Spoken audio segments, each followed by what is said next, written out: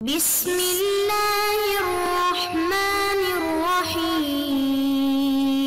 السلام علیکم ورحمۃ اللہ وبرکاتہ۔ بسم اللہ الرحمن الرحیم۔ عزیز طلباء کرام، ایم.اے اسلامیات کے مضمون فقہ و اصول الفقہ کا آج ہمارا سبق نمبر 42 ہے، جس کا عنوان ہے دور حاضر کا مسئلہ پوسٹ مارٹم۔ آج ہم پوسٹ مارٹم کے حصہ دوم پر بات کریں گے، چونکہ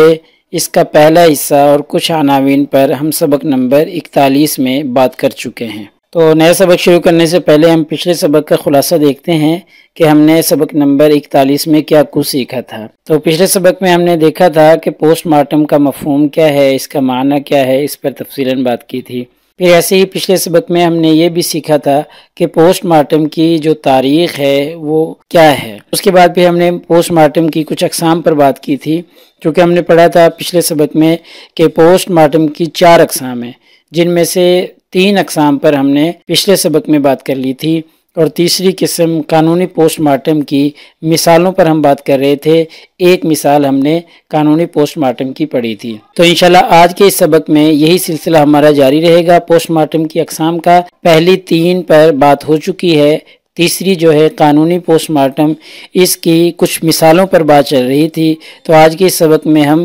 قانونی پوسٹ مارٹم کی کچھ مثالوں پر بات کریں گے، اور پھر ایسے ہی چوتھی قسم پیوند کاری کے لیے پوسٹ مارٹم، اس پر انشاءاللہ تفصیلاً بات کی جائے گی، اور ایسے ہی آخر میں قدیم فقہا اور پوسٹ مارٹم، اس پر تفصیلاً بات کی جائے گی کہ جو قدیم فقہا ہیں، متقدمین ہیں، ان کے ہاں پوسٹ مارٹم کس طرح کا رائج تھا، اور اس کے بارے میں ان کے فتاوی جات، ان کے اقوال اور اس کا سب کا جائزہ لیا جائے گا۔ تو پچھلے سبق میں ہماری بات چل رہی تھی پوسٹ مارٹم کی اقسام پر۔ تو پوسٹ مارٹم کی 4 اقسام ہیں: تعلیمی پوسٹ مارٹم، تشخیصی پوسٹ مارٹم، قانونی پوسٹ مارٹم۔ تو پچھلے سبق میں ہم نے قانونی پوسٹ مارٹم کی پہلی مثال پڑھ لی تھی۔ تو اب ہم دوسری مثال پڑھتے ہیں کہ ہوا یوں کہ ایک معاشرہ تھا، اس میں ایک معروف اور ایک با اثر شخصیت کا انتقال ہو گیا، اور یہ انتقال اچانک ہوا، یعنی وہ ٹھیک ٹھاک تھا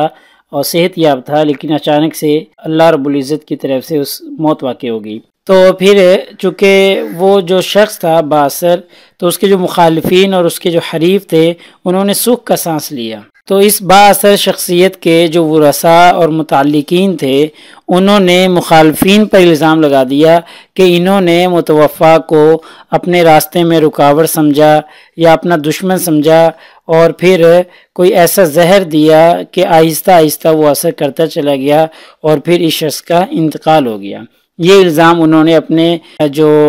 حریف تھے، جو مخالفین تھے، جو دشمن تھے، ان پر لگا دیا۔ تو پھر کیا ہوا یوں کہ عدلیہ کے حکم پر لاش کا پھر پوسٹ مارٹم کیا گیا۔ جب پوسٹ مارٹم ہوا تو اس سے معلوم ہوا کہ جو متوفی کے ورثاء اور متعلقین کے شکوک و شبہات تھے یا ان کے جو الزامات تھے وہ درست نہیں تھے۔ پوسٹ مارٹم نے یہ بات واضح کر دی کہ متوفی کی جو وفات ہوئی ہے، اس کو جو موت واقع ہوئی ہے اچانک سے، وہ دل کا دورہ پڑنے کی وجہ سے موت واقع ہوئی ہے، کسی زہریلے مواد سے اس کی موت واقع نہیں ہوئی۔ تو دیکھیں، یہ قانونی پوسٹ مارٹم کی ایک دوسری مثال ہے کہ پوسٹ مارٹم نے ثابت کر دیا کہ اس کی جو وفات ہے، اس کی جو موت ہے، وہ دل کا دورہ پڑنے کی وجہ سے ہے۔ مخالفین پر جو الزام لگایا جا رہا ہے کہ انہوں نے زہر دیا ہے، اس کی کوئی صداقت نہیں ہے۔ ایسے ہی ایک تیسری مثال بھی ہے کہ کسی دریا یا نہر یا کسی ڈیم یا پانی وغیرہ میں ایک تیرتی ہوئی لاش ملی، حالانکہ وہ گل چکی تھی، بالکل سڑ چکی تھی۔ تو اب سوال یہ تھا کہ آیا جو متوفی ہے، جو ڈوبنے والا شخص ہے یا جو ہلاک ہوا ہے، یہ پانی میں ڈوبنے کی وجہ سے ہلاک ہوا ہے یا کسی نے ان کو قتل کر کے، ان کو مار کے پھر پانی میں پھینکا ہے؟ اب سوال یہ تھا، کسی کو کوئی پتہ نہیں تھا کہ کس طریقے سے ان کی موت واقع ہوئی ہے، یا متوفی نے کوئی شراب وغیرہ یا منشیات کا استعمال تو نہیں کیا جس کی وجہ سے ان کی موت واقع ہوگی۔ بہرحال اس طرح کے بہت سے سوالات ابھرتے ہوئے نظر آ رہے تھے، لیکن پوسٹ مارٹم واحد حل ہے جس کے ذریعے اس شخص کی موت کا پتہ چلایا جا سکتا ہے کہ اس شخص کی موت کس طریقے سے واقع ہوئی ہے۔ تو اب ہم چوتھی قسم اعضاء کی پیوند کاری کے لیے پوسٹ مارٹم کرنا، اس پر بات کرتے ہیں۔ یہ چوتھی قسم ہے پوسٹ مارٹم کی۔ تو بہت سے ترقی یافتہ ممالک جیسے امریکہ اور یورپ کے بہت سے ممالک، اور جو کہ عموماً غیر مسلم ممالک ہیں، ان میں لوگ کیا کرتے ہیں، لوگوں کا یہ عام رواج ہے کہ لوگ اپنی آنکھیں، اپنا دل، اپنا گردہ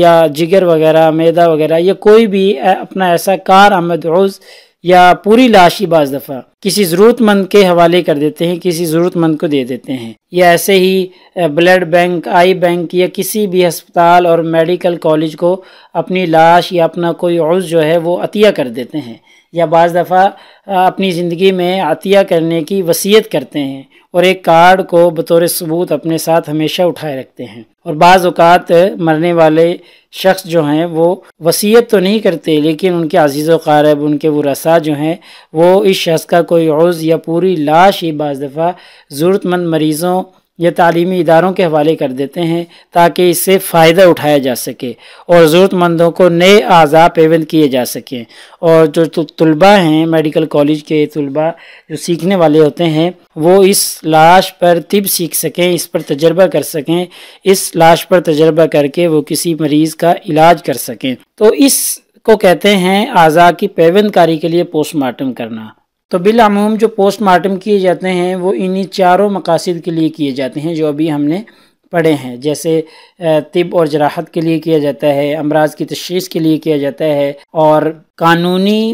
پوسٹ مارٹم جو ہے مجرم کو پکڑنے کے لیے یا ملزم کی برات کے لیے پوسٹ مارٹم کیا جاتا ہے۔ ایسے ہی اعضاء کی منتقلی اور پیوند کاری کے لیے بھی پوسٹ مارٹم کیا جاتا ہے۔ تو عموماً یہ 4 مقاصد ہوتے ہیں، لیکن اس کے علاوہ بھی ہم نے پڑھا ہے کہ انسانی جسم یا لاش کی چیر پھاڑ کسی اور مقصد کے لیے بھی ہو سکتی ہے، اور ایسی ہم نے پیچھے مثالیں پڑھی ہیں کہ لاش کو حیرت اور استعجاب دور کرنے کے لیے، یا بعض دفعہ حقارت اور نفرت کے لیے، بعض دفعہ غصہ اور انتقام کی تشفی کے لیے بھی لاش کو چیرا پھاڑا جاتا ہے۔ اور مستقبل میں انسانی اور طبی علوم کی ترقی کے نتیجے میں مزید کئی اغراض اور کئی مقاصد ہمارے سامنے آ سکتے ہیں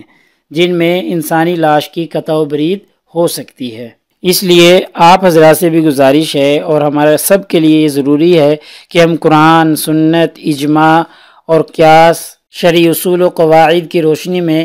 اور ایسے ہی ائمہ اور فقہا کی آراء اور ان کے فتاویٰ کو اپنے سامنے رکھ کر ان جدید مسائل کا تفصیلی مطالعہ کریں تاکہ عام مسلمان، ڈاکٹر، میڈیکل سائنس کے طلباء اور ایسے ہی طبی تعلیمی ادارے اس سے مستفید ہو سکیں اور ان جدید مسائل میں اللہ رب العزت اور اس کے رسول صلی اللہ علیہ وسلم کی تعلیمات کو پیش نظر رکھ سکیں۔ اگر ہم مطالعہ نہیں کریں گے، ان چیزوں کا حل پیش نہیں کریں گے جو جدید مسائل ابھر رہے ہیں، تو پھر پوری امت بے راہ روی کا شکار ہو جائے گی اور نبی کریم صلی اللہ علیہ وسلم اور شریعت کے راستے سے بالکل ہٹ جائے گی۔ تو اس لیے جدید مسائل کا حل پیش کرنا ہم سب کی ذمہ داری ہے۔ اب ہم دیکھتے ہیں کہ فقہائے اسلام اور پوسٹ مارٹم کا آپس میں کیا تعلق رہا ہے، آیا فقہائے اسلام کے ہاں یہ جائز ہے یا جائز نہیں ہے۔ تو یہ معلوم کرنے کے لیے کہ جائز ہے یا جائز نہیں ہے، ہم 2 طریقے سے گفتگو کرتے ہیں۔ پہلی گفتگو ہماری ہوگی کہ وہ اطباء، وہ طبیب، وہ حکماء جو ساتھ میں فقیہ اور محدث بھی تھے، ان کی کیا رائے ہے۔ تو پہلے طبیب عبداللطیف البغدادی، یہ مشہور طبیب بھی ہیں اور بہت بڑے فقیہ اور محدث بھی تھے۔ انہوں نے جالینوس کے اس نظریہ کی تردید کی کہ انسان کا نچلا جبڑا 2 ہڈیوں کا مجموعہ ہے۔ چونکہ جالینوس کا یہ نظریہ ہے کہ انسان کا نچلا جبڑا 2 ہڈیوں کا مجموعہ ہے۔ اس مقصد کے لیے عبداللطیف البغدادی رحمہ اللہ نے ایک قبرستان میں لگ بھگ 1000 انسانی کھوپڑیوں کا معائنہ کیا اور اپنے اس معائنے سے حاصل ہونے والی معلومات کو واضح طور پر بیان کیا اور بتایا کہ ہم نے انسانی جبڑے کے نچلے حصے کا جو مشاہدہ کیا ہے، اس سے بالیقین یہ معلوم ہوتا ہے کہ یہ ایک ہڈی پر مشتمل ہے، اس میں کوئی بھی جوڑ نہیں ہے۔ اب اس سے ہمیں معلوم ہوتا ہے کہ پوسٹ مارٹم ہر صورت میں حرام اور ممنوع نہیں، بلکہ کچھ صورتوں میں جائز بھی ہے، جیسا کہ یہاں پر انہوں نے کیا ہے۔ اسی طریقے سے بدایت المجتہد کے جو مصنف ہیں امام ابو الولید محمد بن احمد، اس کے بارے میں ہم نے پیچھے تفصیلاً پڑھا بھی ہے، یہ یورپ کے مشہور فلسفی اور طبیب ہیں جو کہ مسلمان تھے،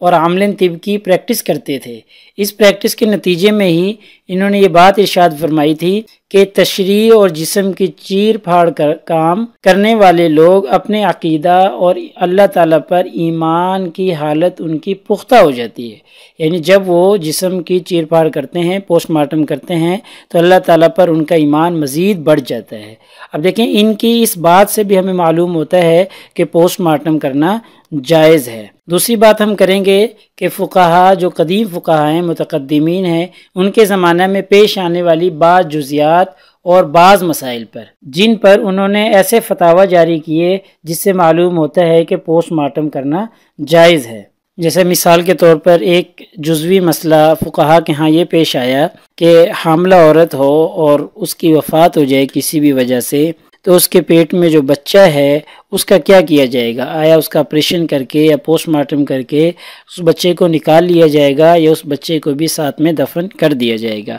تو اس کے بارے میں فقہائے احناف اور فقہائے شافعیہ وغیرہ فرماتے ہیں، ایسے ہی بعض مالکی اور بعض حنبلی بھی علماء اس میں شامل ہیں، وہ کہتے ہیں کہ اگر یقیناً معلوم ہو جائے کہ بچہ ماں کے پیٹ میں زندہ ہے تو پھر ماں کے پیٹ سے آپریشن کے ذریعے بچے کو نکالنا ضروری ہے۔ دیکھیں اس سے بھی معلوم ہوتا ہے کہ ضرورت کے وقت پوسٹ مارٹم کرنا جائز ہوتا ہے، فقہا کے فتویٰ سے یہ ہمیں معلوم ہوتا ہے۔ ایسے ہی یہ جزوی مسئلہ ہے، پیچھے بھی ہم نے پڑھا تھا کہ میت کے پیٹ میں اگر کوئی قیمتی مال چلا جائے یا اس نے کوئی قیمتی مال نگل لیا اور اس کی موت واقع ہو گئی، تو آیا پوسٹ مارٹم کر کے چیر پھاڑ کر کے اس کے جسم سے اس قیمتی مال کو نکالا جائے گا یا نہیں نکالا جائے گا؟ تو حنفی فقہا اور ابن حزم ظاہری اور امام شوکانی رحمہ اللہ، ان سب علماء کے نزدیک میت کا اپنا مال ہو یا اس نے کسی دوسرے شخص کا مال نگل لیا ہو، ہر صورت میں اس میت کا پیٹ چاک کیا جائے گا اور اس مال کو نکالا جائے گا، اور یہاں تک صراحت کی ہے کہ چاہے وہ مال تھوڑا ہو یا زیادہ ہو، دونوں صورتوں میں پیٹ کو چاک کر کے مال کو نکال لیا جائے گا۔ اس جزوی مسئلے سے بھی ہمیں معلوم ہوتا ہے کہ ضرورت کے وقت کسی بھی شخص کا پوسٹ مارٹم کیا جا سکتا ہے۔ ایسے ہی ایک تیسری مثال بھی ہے، فقہی کتب میں یہ جزوی مسئلہ لکھا ہوا ہے کہ اگر کسی شخص کا کنویں میں گر کر، گہرا کنواں ہو، اس میں گر کر انتقال ہو گیا اور وہ مر گیا، تو پھر یہ لازم ہے کہ اس کی لاش کو نکالا جائے، اور نکالنے میں ضروری ہے کہ اس کا احترام کیا جائے، اس کا عزت اور احترام کا بھرپور خیال کیا جائے، بڑے باعزت طریقے سے اس کو نکالا جائے۔ لیکن اگر یہ ممکن نہ ہو تو پھر دو صورتیں ہیں۔ پہلی صورت یہ ہے کہ اسی کنویں کو مٹی ڈال کر بند کر دیا جائے، وہی اس کی قبر بن جائے گی۔ لیکن اگر وہ کنواں پورے محلے کے لیے، اس علاقے کے لیے ایک ہے، کنویں کو بھی بند نہیں کر سکتے، تو پھر کیا کیا جائے گا؟ تو پھر علماء نے لکھا ہے فقہی کتب میں کہ اس شخص کی لاش کے ٹکڑے کر کے پھر اس کو نکالا جائے گا، تو اس وقت ضرورت کے وقت ٹکڑے کرنا لاش کا جائز ہو جائے گا۔ تو دیکھیں اس جزوی مسئلے سے بھی ہمیں یہی معلوم ہوتا ہے کہ ضرورت پڑنے پر کسی بھی لاش کا پوسٹ مارٹم کیا جا سکتا ہے۔ تو دیکھ لیں اس مثال میں بھی ضرورت پڑ رہی ہے، نہیں نکالا جا رہا، تو پھر اس کے ٹکڑے کر کے اس میں لوہے کی کنڈیاں ڈال کر، یا کوئی بھی صورت ایسی پیش آئے کہ اگر اس کے ٹکڑے کرنے پڑیں تو پھر اس کے ٹکڑے کر کے نکال لیا جائے۔ مزید محنت اور کوشش کر کے ایسے اور بھی مسائل دریافت کیے جا سکتے ہیں فقہا کی فقہی کتب سے۔ بہرحال خلاصہ کلام یہ ہے کہ یہ پوسٹ مارٹم جو اپنی موجودہ شکل میں موجود ہے اور مقاصد کے لحاظ سے ایک نیا مسئلہ ہے، اس کی ابتدائی شکلیں قدیم فقہا کے زمانے میں وقوع پذیر ہوتی رہی ہیں، جیسے ابھی ہم نے مثالیں پڑھی، تو اس شکل میں یہ قدیم فقہا کے ہاں بھی موجود رہا ہے، اور اس کی فقہا نے وضاحت بھی کی ہے، اس کا حل بھی پیش کیا ہے۔ البتہ موجودہ دور میں تعلیمی، عدالتی اور تشخیصی مقاصد کے لیے پوسٹ مارٹم کرنا یہ جدید میڈیکل سائنس کی ترقی کے نتیجے میں سامنے آیا ہے،